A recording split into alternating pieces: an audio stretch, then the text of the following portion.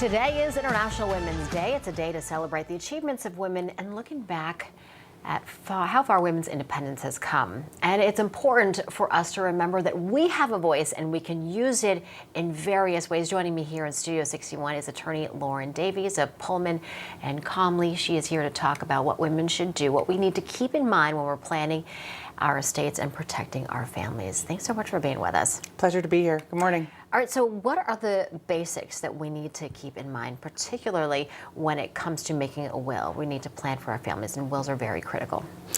You're right. The most important thing is really making sure that your wishes are heard and articulated. We really need to actually go all the way through with the will, make sure that it's actually signed properly and witnessed, or your wishes really don't count. And what about the other parts of family planning and estate planning? I'd say the most important part, especially on International Women's Day, is to make sure that you name guardians for your children if you have children, and otherwise to make sure that whatever assets that you have, they're important to you and that they're going to go to the people or charities or organizations that you want them to go to and not somewhere else.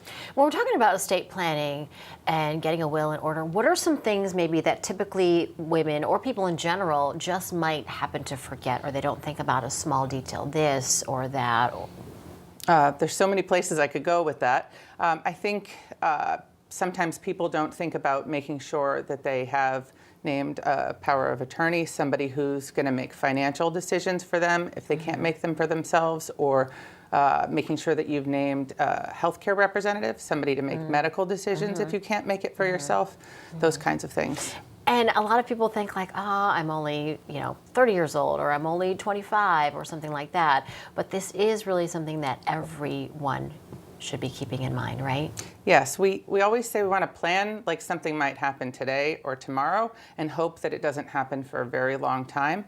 But by doing your will now, you make sure that whenever the time comes, you're ready, and your people that are important to you and your assets are going to go where you want them to go. I mean, it's just like life insurance, car insurance. You never know what's going to happen, right? No, you don't know what's going to happen. And most people don't want other people to choose who their children are going to live with or who's going to get their hard-earned money or their house, things like that. What is the best way to make sure that our children are taken care of? So if you have minor children, we don't give assets outright to minors. The court actually won't allow it to go outright to minors. The best way to do it is a trust, and that sometimes that can be a standalone document. Sometimes it's really just a couple paragraphs that goes right in the will that says what the rules are for how the assets are used, and then names a person who's going to manage that. What are some of the other variables with a trust?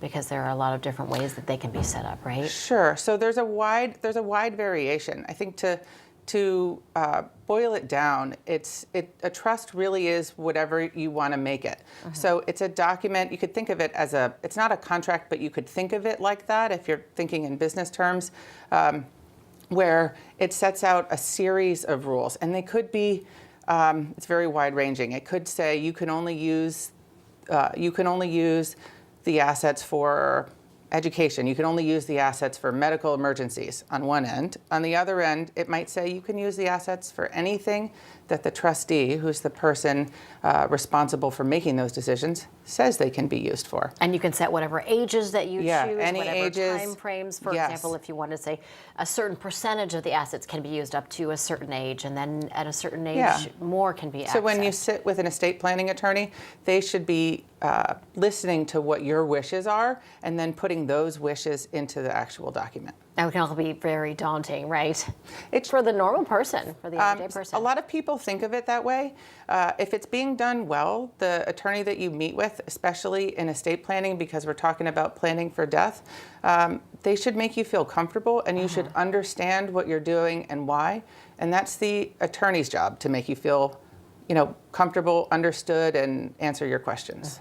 All right. Well, it's certainly sometimes a hard topic to talk about because you are talking about worst case scenario. But like you said, it doesn't have to be a scary Like situation. anything else, the hardest part is often getting started and taking the first step. Absolutely. Well, thanks so much for being with us. Really important information that everybody should keep in mind, especially women. Thank you. My pleasure.